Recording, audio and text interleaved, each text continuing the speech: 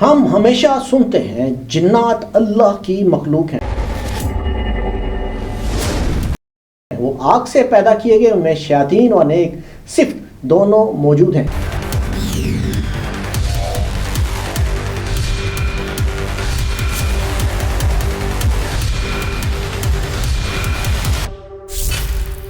کیا وہ ہمارے درمیان موجود ہیں؟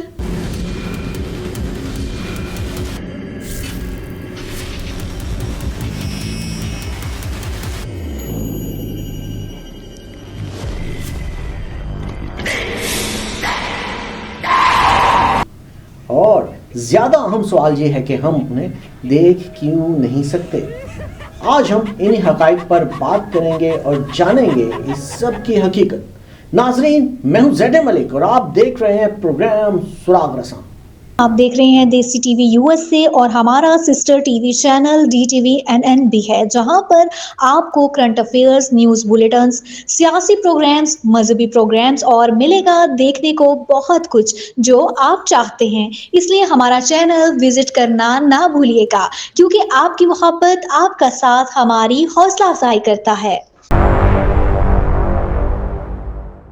لفظ جن کا ماخذ ہے نظر نہ آنے والی چیز، مخلوق، اور اسی سے جنات یا جدین جیسے الفاظ بھی وجود میں آئے۔ جنات آخر کیوں نظر نہیں آتے؟ اس کی دو وجوہات بیان کی جا سکتی ہیں۔ پہلی وجہ یہ ہے کہ انسان کا ویژن بہت محدود ہے۔ اللہ تعالیٰ نے اس کائنات میں جو الیکٹرو میگنیٹک اسپیکٹرم بنایا ہے، اس کے تحت روشنی کی 19 اقسام ہیں، جس میں سے ہم صرف ایک قسم کی روشنی دیکھ سکتے ہیں جو 7 رنگوں پر مشتمل ہے۔ میں آپ کو چند مشہور اقسام کی روشنیوں کے بارے میں مختصراً بتاتا ہوں تاکہ بات سمجھنے میں آسانی ہو۔ سب سے پہلے گیما ویژن۔ اگر آپ میں دیکھنے کے قابل ہوں گیما ویژن میں، تو آپ کو دنیا میں موجود ریڈیشن نظر آنا شروع ہو جائے گی۔ اگر آپ مشہور روشنی یعنی ایکس رے ویژن میں دیکھنے کے قابل ہوں، تو آپ کے لیے موٹی سے موٹی دیواروں کے اندر دیکھنے کی اہلیت پیدا ہو جائے گی۔ اگر آپ انفراریڈ ویژن میں دیکھنا شروع کر دیں تو آپ کو مختلف اجسام سے نکلنے والی حرارت نظر آئے گی۔ روشنی کی ایک اور قسم کو دیکھنے کی صلاحیت، جسے ہم الٹرا وائلٹ ویژن کہتے ہیں، اگر آپ اس میں دیکھ سکتے ہیں، آپ کو انرجی جو ہے وہ آپ دیکھنے کے قابل ہو جائیں گے۔ اس کے علاوہ مائکرو ویو ویژن اور ریڈیو ویو ویژن جیسی کل ملا کر 19 قسم کی روشنیوں میں دیکھنے کی صلاحیت اگر آپ کو مل جائے تو آپ کو فیل ہوگا کہ آپ ایک سپر پاور ہے۔ کائنات میں پائی جانے والی تمام چیزوں کو اگر 1 میٹر کے اندر سمو دیا جائے تو انسانی آنکھ صرف 300 نینو میٹر کے اندر موجود چیزوں کو دیکھ پائے گی، جس کا آسان الفاظ میں مطلب ہے کہ ہم کل کائنات کا 0.00003% حصہ ہی دیکھ سکتے ہیں۔ انسانی آنکھ کو دکھائی دینے والی ویزیبل لائٹ روشنی کہلاتی ہے، اور یہ الٹرا وائلٹ اور انفراریڈ کے درمیان پایا جانے والا چھوٹا سا حصہ ہے۔ ہماری دنیا میں ایسی مخلوقات موجود ہیں جن کا ویژول اسپیکٹرم ہم سے مختلف ہے۔ سانپ وہ جانور ہے جو انفراریڈ میں دیکھ سکتا ہے، ایسے ہی شہد کی مکھی الٹرا وائلٹ میں دیکھ سکتی ہے۔ دنیا میں سب سے زیادہ رنگ مینٹس شرمپ کی آنکھ دیکھ سکتی ہے۔ الو کو رات کے گھپ اندھیرے میں بھی ویسے رنگ نظر آتے ہیں جیسے انسان کو دن میں۔ امریکن کک نامی پرندہ ایک ہی وقت میں 180 ڈگری کا منظر دیکھ سکتا ہے، جبکہ گھریلو بکری جو عام طور پہ ہمارے گھروں میں موجود ہوتی ہے وہ 320 ڈگری تک کا ویو دیکھ سکتی ہے۔ درختوں میں پایا جانے والا گرگٹ ایک ہی وقت میں 2 مختلف سمتوں میں دیکھ سکتا ہے، جبکہ افریقہ میں پایا جانے والا پرونگز نامی ہرن ایک صاف راستے میں سیارے کے دائرے تک، سیٹن تک دیکھ سکتا ہے۔ اب آپ اندازہ کر سکتے ہیں کہ انسان کے دیکھنے کی حس کس قدر محدود ہے، اور وہ اکثر ان چیزوں کو نہیں دیکھ پاتا جو جانور دیکھتے ہیں۔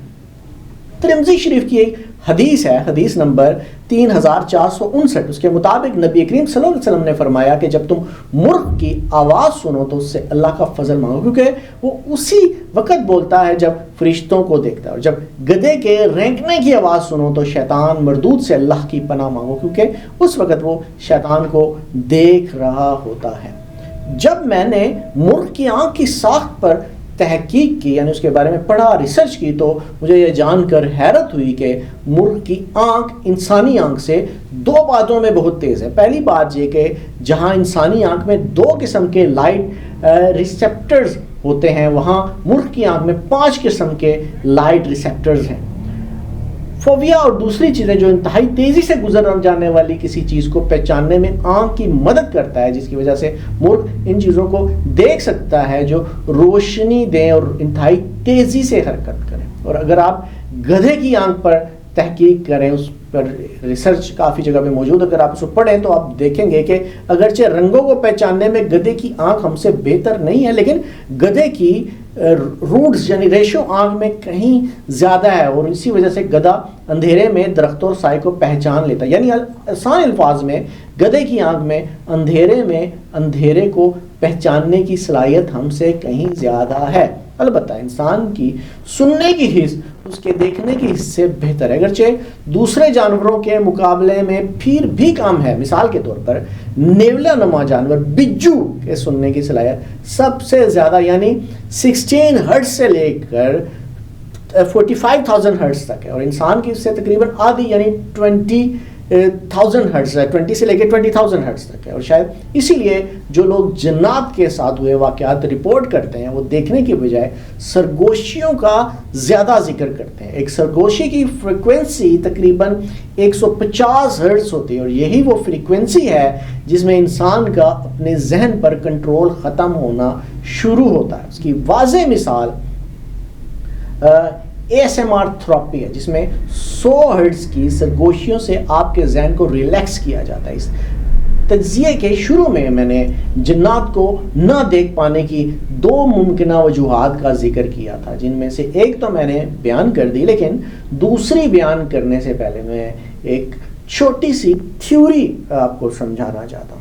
سن 1803 میں ڈالٹن نامی سائنسدان نے ایک تھیوری پیش کی تھی کہ کسی مادے کی سب سے چھوٹی اور نہ نظر آنے والی کوئی اکائی ہوگی, اور ڈالٹن نے اس اکائی کو ایٹم کا نام دیا. اس کے بعد 100 سال گزرے جب تھامسن نامی سائنسدان نے ایٹم کے گرد مزید چھوٹے ذرات کی نشاندہی کی, جنہیں الیکٹرانز کا نام دیا گیا.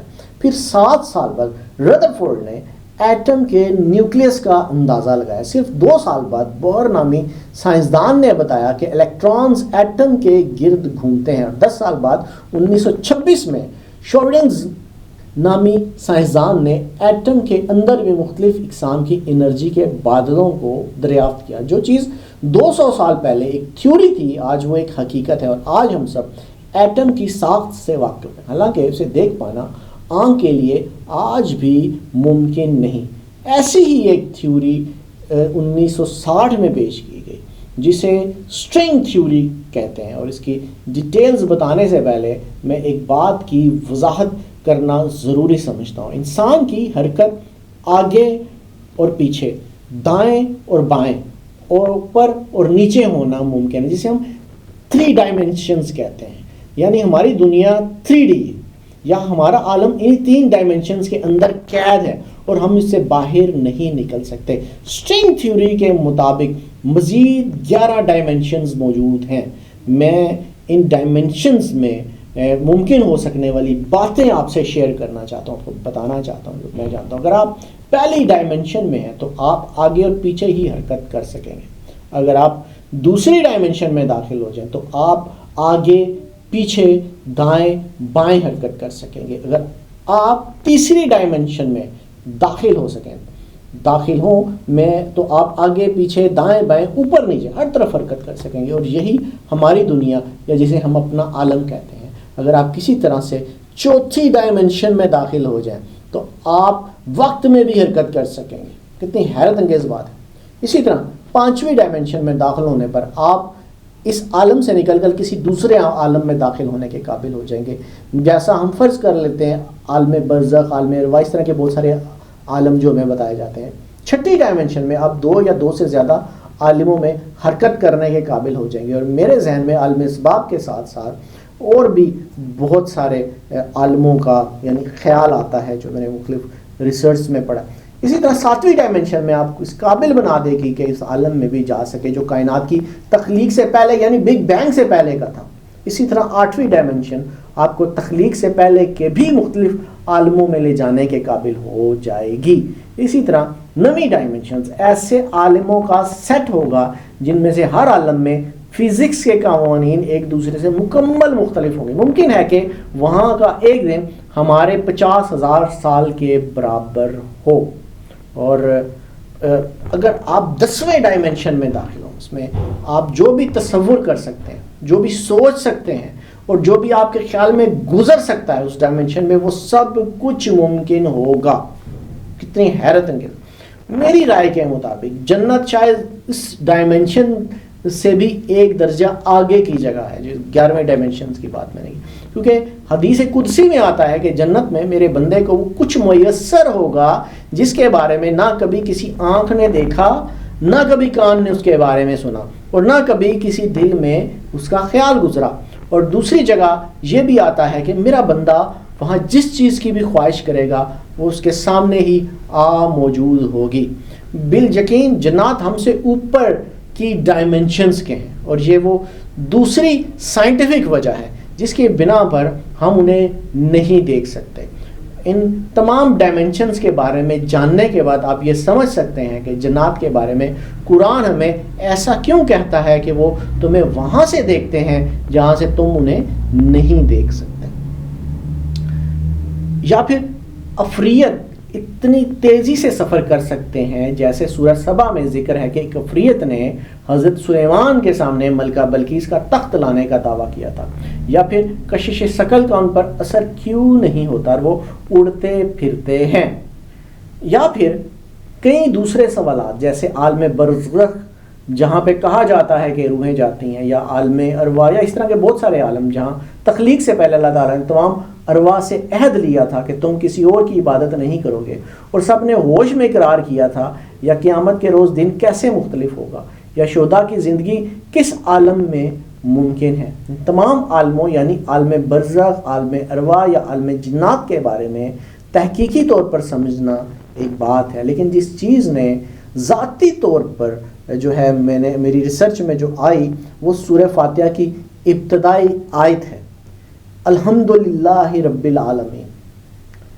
تمام تعریفیں ان اللہ کے لیے ہیں جو تمام عالموں کے رب ہیں، اور میں سمجھتا ہوں کہ تمام عالم کے الفاظ کا جو اثر اب میں اپنے دل پر محسوس کرتا ہوں وہ پہلے کبھی محسوس نہیں کیا تھا۔ اب تمام عالموں کا مطلب ہے کہ یہاں پر صرف ایک عالم نہیں ہے، یہ جتنی ڈائمنشنز ہیں یہ ایک پورا وہ بھی عالم ہے، اور اگر ہم ان میں داخل ہو جائے تو میں نے آپ کو بتایا کہ ہم کہاں کہاں پہنچ سکتے ہیں۔ یقیناً موت کے بعد ہم ان ڈائمنشنز میں ایک سفر کریں گے، اور ان ڈائمنشنز میں سفر کرتے ہوئے جنات تو کیا ہر مخلوق کو دیکھیں گے بھی، اور ہر مخلوق ہمارے سامنے ہوگی، کیونکہ اس وقت ہم 3 ڈائمنشن میں موجود ہیں۔ اگلی ڈائمنشنز کا سفر جو ہے وہ ہماری موت کے بعد شروع ہوگا۔ ایک حدیث میں آتا ہے اللہ تعالیٰ فرماتے ہیں کہ مرنے کے بعد اور قیامت کے بعد بھی تم لوگ درجہ بدرجہ آگے جاؤ گے۔